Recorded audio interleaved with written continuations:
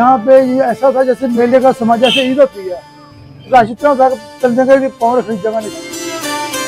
इतने बेरोजगार घर हो गए, औरतें घर में काम करती थी, अब वो बाहर निकल के काम कर रही है। वो टाइम अच्छा था, अब तो काफ़ी टाइम चेंज हो गया सारा, अब हर चीज़ खत्म हो चुकी है, बेरोजगारी बहुत ज़्यादा हो गई। पंजाब हुकूमत ने 18 साल बाद बसंत पर पतंग उड़ाने की इजाजत तो दे दी, लेकिन पाबंदी के इस अरसा में लाहौर का मशहूर गुड्डी बाजार उजड़ चुका है। ना पतंग बनाने वाले बचे, ना बेचने वाले। पाबंदी की वजह से पतंग साजी का अब वो हुनर ही खत्म हो चुका है, जिसे लाहौर के हुनरमंदों ने कई सदियों में परवान चढ़ाया था। जिस बाजार की दुकानें रंग बिरंगी पतंगों से सजी होती थी, आज वहां हर किस्म का कारोबार हो रहा है सवाए पतंगों के कारोबार के। गोया कर गए कूच कहीं कूचे जाना वाले।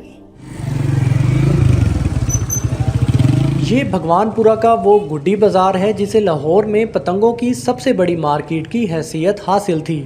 उस्ताद मोना की मोना काइट शॉप का शुमार भी पतंग की बड़ी दुकानों में होता था, मगर पतंग उड़ाने पर पाबंदी ने उनका बरसों की मेहनत से जमाया हुआ कारोबार एक झटके में सिफर कर दिया था। सिर्फ यही नहीं बल्कि पतंग साजी का काम करने वाले हुनरमंद भी बेरोजगार हुए, जिनमें खवातीन की भी बड़ी तादाद शामिल थी। पंजाब हुकूमत की जानिब से अब पतंगबाजी की इजाज़त तो दे दी गई है, मगर पतंग साजी की सनत उजड़ चुकी है। उस टाइम तो बड़ा मुश्किल हुआ पेश आया, कुछ 2-3 साल फारिग ही बैठे रहे हैं, फिर उसके बाद फिर रोज़गार बदला है, तो उसके बाद फिर ये शुरू हुआ है काम। हमने कारीगर रखे हुए थे, हम ये शॉप पे बेचते भी थे और कारीगर को लहदा बिठाया हुआ था, वो बनाते थे। वो जो कारीगर थे उनका क्या बना? वो उनका क्या बनना है, कोई बेचारा किसी के पास मुलाजमत कर रहा है, कोई किसी के पास मुलाजमत कर रहा है। जो ज़रा बूढ़े थे वो दुनिया से चले गए, तो बस इसी तरह ही काम जो है चल रहा है। कोई रिक्शा चला रहा है, कोई अपनी शॉप कर रहा है, कोई कुछ रेडी लगा रहा है, ये मसला हो गया। उनके लिए ज़्यादा परेशानी हुई ना, इतने बेरोज़गार घर हो गए। औरतें काम करती थी, यानी कि घर में बैठ के उन्होंने गुड्डी वगैरह तैयार करनी है, हम दे आते थे और शाम को जाकर ले आते थे, फिर आगे नई गुड्डी दे आते थे, वो तैयार होती थी, फिर वो ले आते थे।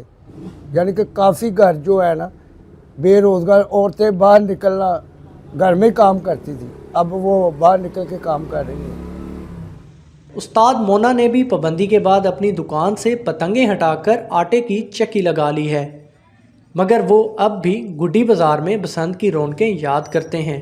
ये जैसे हमारी ईद होती है, बड़ी ईद होती है, छोटी ईद होती है, उस तरह इस तरह रश होता था कि यहाँ सारी साल नज़र आते थे। यानी कि जनवरी फरवरी हम फुल डोर गुड्डी बेचते थे यहाँ।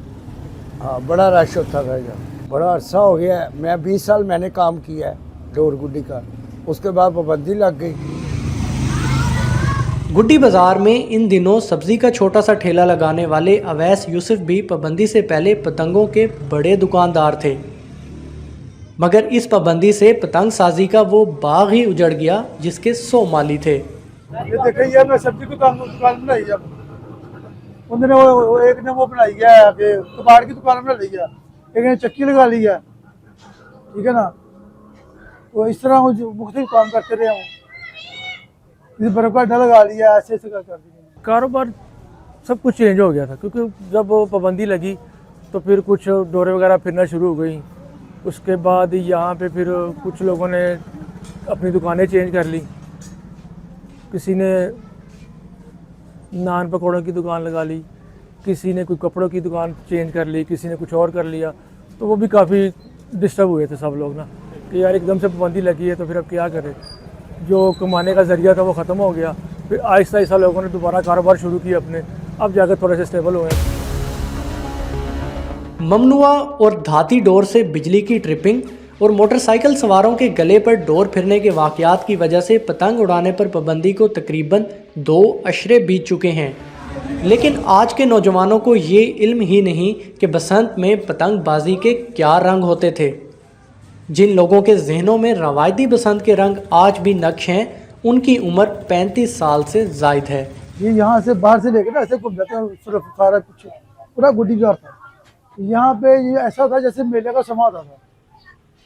मेले का समा जैसे ईद होती है, तो इतना रश होता था कि इतनी लाइटिंग, बहुत ज़्यादा लाइटिंग होती थी। और हर घर में ये होता है कि जश्न था इस गली पूरी के अंदर, मेन से लेकर यहाँ पूरी गली तक जनाब लाइटें ही गुड्डियाँ ही गुड्डियाँ। रश इतना होता है कि चलने के लिए पाँव रखने की जगह नहीं थी। तकरीबन यहाँ 15-20 दुकानें इस गली में थी। अब हर चीज़ ख़त्म हो चुकी है। जब से गवर्नमेंट ने बंदी लगाई है, हर चीज़ ख़त्म हो गया। बेरोज़गारी बहुत ज़्यादा हो गई है। मेरी भी दुकान थी नुस्मान काइट हाउस, फिर उसके मेरे चाचा की थी दुकानें, इश्तियाक की, फिर छांगे की, फिर मोना काइट, फिर जनाब हमीद काइट हाउस, फिर उसके बाद जनाब सलीम काइट, फिर खुशी काइट, ऐसे चलते जब बता रखे वो घूमता था बाजार। मुनासिब डोर होती थी, बताते थे।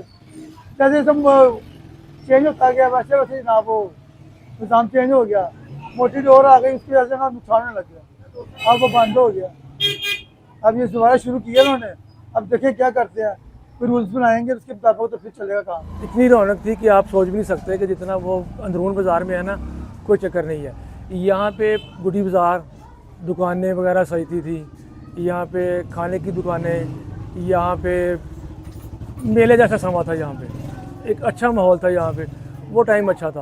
अब तो काफ़ी टाइम चेंज हो गया सारा। ऐसा नहीं है कि पतंगबाजी पर पाबंदी बिलाजवाज़ थी। ये इकदाम गले पर डोर फिरने से दर्जनों हलाकतों के बाद ही उठाया गया था, मगर इस बार पंजाब हुकूमत ने सख्त शराइत के साथ पतंग और डोर बनाने की इजाज़त दे दी है, जिसके बाद ये तवक्को की जा रही है कि 2 अशरों बाद लाहौर में बसंत के वही पुराने रंग बिखरेंगे।